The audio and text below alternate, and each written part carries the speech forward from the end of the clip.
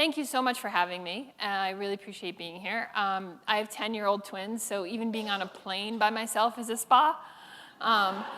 So it's really, I'm happy to give a talk while I'm actually spying for the next day or so. But like any good teacher, professor, to put you at ease, I'm going to start with a pop quiz.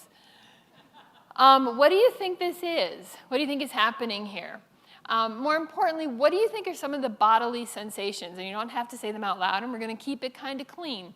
But when you have a crush on someone, think about some of the things that you might feel. A lot of people describe an increased heart rate. They get butterflies in their stomach. They breathe a little faster. Some people think of themselves as blushing.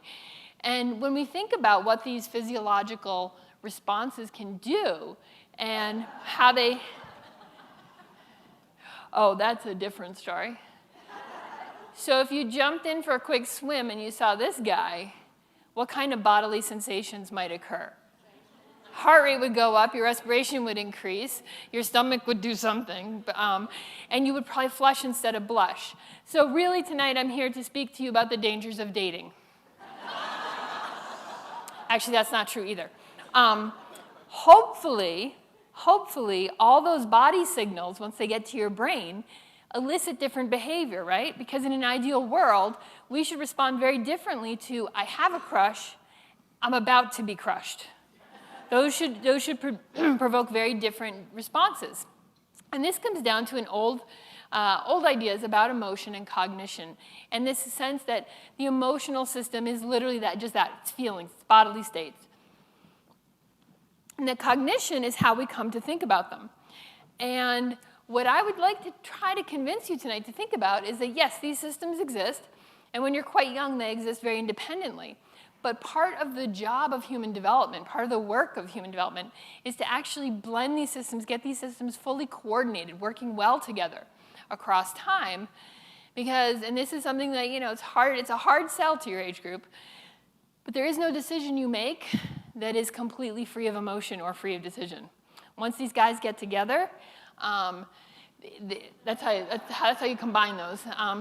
The process, there's often some commotion in the process, but every decision you make is informed both by emotion and cognition, so both by feeling and by thinking.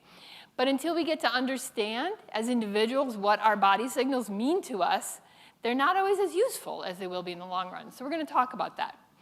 Here are the three things I would like to cover, and this is why you have to be really smart to do neuroscience, because these are super insightful, very things you've probably never thought about. The first one doesn't even make sense, frankly, that adolescents can't feel the future. Well, who can? Fair enough. And what adolescents are known for sort of not planning the future well or not anticipating the future well. What I'm going to try to convince you of is it's not so much an issue of thinking, cognition, it's not so much an issue of knowledge or what they know. It really is more of an issue of their inability to predict how they're going to feel in situations. The second one is a profound thought that I'm sure, even if you have teenagers in your life, you've never thought of, but their friends are important. Yeah, I added my own emphasis, the a lot there. That's scientifically for me. And then the last thing we're going to cover is something just really provocative, that really, during human development, there really isn't anything such as failure. There's no such thing, unless you stop. Other than stopping, no such thing as failure.